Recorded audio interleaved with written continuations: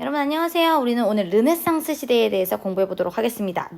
르네상스. 그래서 알리가 붙으면 우리 보통 다시라는 뜻이죠. 그래서 다시 태어나다, 즉 재생, 부활의 뜻을 가진 그런 프랑스 말이에요. 그럼 뭐가 재생하고 부활했다는 말인지 한번 알아보죠.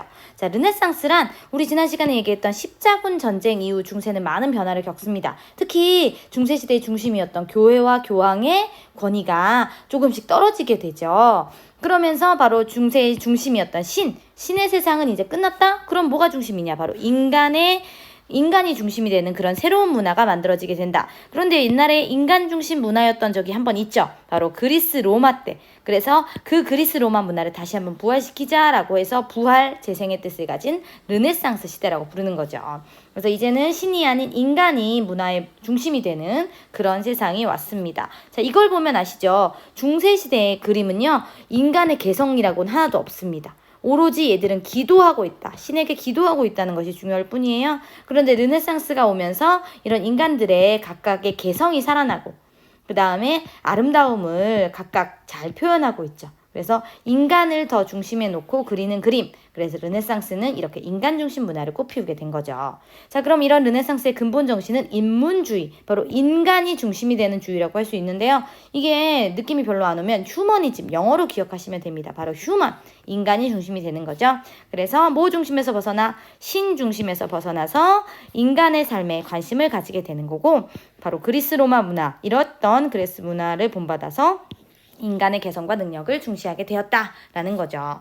자, 그럼 이런 르네상스라는 유행이 제일 먼저 시작된 지역은 어디냐? 바로 이 유럽 가운데서도 이탈리아입니다. 이탈리아는 이 르네상스가 제일 먼저 시작될 수 있었던 여러 가지 조건들이 있었어요. 먼저 이곳이 로마의 땅이었죠. 그래서 로마의 유산을 많이 간직하고 있었다는 점.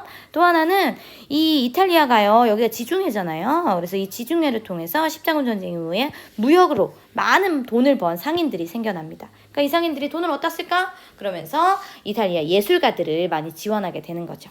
그래서 이탈리아에 많은 이런 화가들이나 작가들이 나오게 되는데 우리는 이들 중에 몇 명을 만나보도록 하죠. 먼저 첫 번째는 보티첼리라는 화가인데요. 이 사람은 그동안의 신중심의 그런 문화에서 벗어나 뭔가 인간의 아름다움, 이거 아까 본 그림이죠? 그래서 이런 그림들을 그려냈습니다.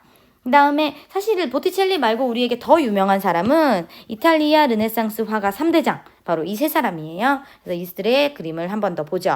그래서 레오나르도 다빈치의 그림 모나리자, 그리고 최후의 만찬, 이런 그림들을 남겼고요. 그 다음 미켈란젤로는 균형 잡힌 아름다운 인간의 신체를 조각으로 표현한 아주 균형이 잘 맞죠? 다비드상, 그리고 피에타 같은 작품을 남겼습니다.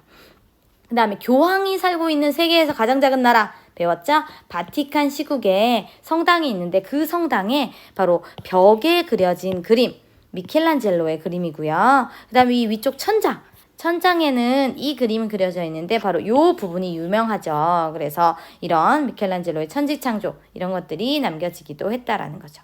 자, 라파엘로라는 화가는요, 아테네 학당이라는 그림을 그렸습니다. 바로 여러분들이 알고 있는 많은 그 그리스 로마의 학자들이 다 이 그림에 등장하죠. 그래서 이런 그림으로 뭔가 그 그리스 로마를 부활해 보려는 그런 노력이 있었던 거죠. 자, 르네상스 시대에는 우주에 대한 생각도 변화합니다. 중세 시대에는요, 원래 천동설이었어요. 뭐냐? 하나님이 지구를 창조하셨잖아요. 그래서 지구가 센터예요. 그리고 그 위에 하늘이 움직인다. 하늘천 움직일 동. 그래서 태양을 비롯한 그 많은 다른 것들이 다 돌고 있는 거예요. 그런데 이거 우리가 알고 있는 지금 과학 지식과 다르죠. 바로 이것이 아니라 르네상스 시대 태양이 중심이고 지구가 도는 거다. 지구가 움직이는 거다라고 하는, 바로 지구가 태양 주위를 돈다는 지동설이 처음으로 나오게 됩니다. 지구가 움직인다. 이것을 처음으로 말한 사람 코페르니쿠스 갈릴레이인데요. 바로 아무리 관측을 해봐도 천동설이 아닌 거예요. 그러면서 이제 그 지동설을 주장하게 되는데 그 시대에는 사실 받아들여지지 않았죠. 그런데 점차 이제 많은 학자들이 더 관측과 연구를 통해서 지동설이 맞다는 것을 밝혀내게 되죠. 그 다음 이 시대에는요, 여러 발명품들이 개발이 되는데 사실 이 발명품들 다 원래 중국에서 온 거예요. 중국에서 온 걸 한 번 더 업그레이드 시킨 거죠. 자, 한번 봅시다. 먼저 첫 번째는 그동안은 중세 기사들이 이렇게 창창창 칼 들고 싸웠던 거에서 이제 빵빵 터트리면 되는 그런 시대가 됩니다. 바로 화약의 발명 때문이죠. 그래서 이런 화약 무기가 나오게 되는 거고 바로 이 화약의 발명으로 중세 기사는 더더욱 몰락을 하게 되죠. 자, 두 번째는요. 바로 이 물건 나침반입니다. 그래서 나침반으로 먼 곳까지 방향을 찾아주어서 항해를 하게 되고 그러면서 결국 먼 항해를 통해 새로운 항로 신항로를 개척하게 되고 결국은 신대륙을 찾게 되는 것까지 이르게 되죠. 바로 그것이 나침반.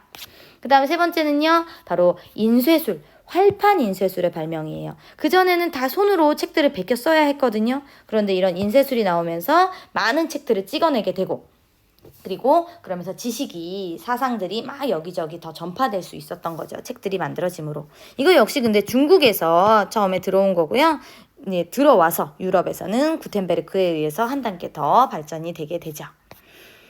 자, 그런데요, 이 르네상스가요, 처음에는 이탈리아에서 시작됐다고 했는데, 그게 이탈리아에서 끝나는 것이 아니라, 이제 전파됩니다. 그래서 바로, 여기가 알프스산인데요. 그래서 알프스산 너머에 그런 나라들, 그래서 여기 프랑스, 영국, 그 다음에 독일, 이런 나라들로 르네상스의 트렌드가 확산이 되는데, 요쪽 동네는 약간 아직도 교회, 또는 중세시대의 그 기사, 이런 거에 힘이 강했어요. 그러다 보니까, 인간 중심으로 가려면 이런 것들을 비판하고 나가야 되는 거죠.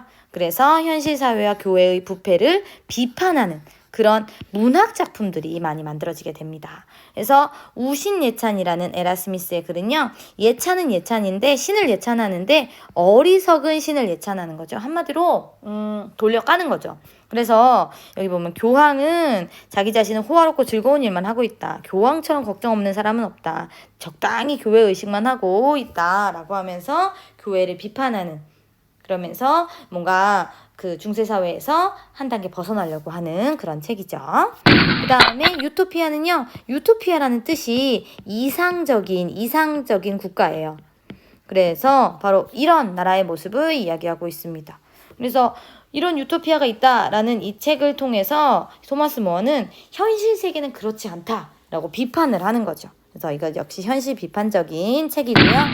돈키호테는요. 기사입니다. 그런데 여러분도 알다시피 좀 약간 기사답지 않은 기사죠. 그래서 약간 허세를 부리는 기사, 약간 허접한 기사. 그래서 이 돈키호테를 통해서 뭔가 중세 기사의 약간 그런 허접함을 비판하려고 하는 책이라고 볼 수 있어요. 자, 이렇게 해서 뭔가 사회를 비판하고 교회를 비판하다 보니까 비판만 하지 말고 우리 개혁을 하자까지 가게 돼요. 그게 바로 종교 개혁인데요. 교황. 겉모습은 이래 보이지만 종이 아랫자락에 들어 올리면 바로 교황은 사실 이런 악마 같은 존재다. 돈만 밝히는 존재다라고 비판을 하기 시작하는 거죠. 어느 정도로 진짜 교회가 타락을 했냐면요. 면벌부를 파는 거예요. 면벌부가 뭐냐면 벌을 면제해주는 티켓이에요. 그래서 이걸 사면 여러분은 지옥에 가지 않고 천국에 갈 수 있습니다. 벌을 면제받습니다. 라는 거죠. 사실 말도 안 되는 사기잖아요. 근데 그거를 교회와 교황이 나서서 사기를 치고 있는 거죠. 그래서 이거 아니다 라고 생각한 사람이 바로 독일의 루터. 그래서 반박문 95개의 이유를 들어요.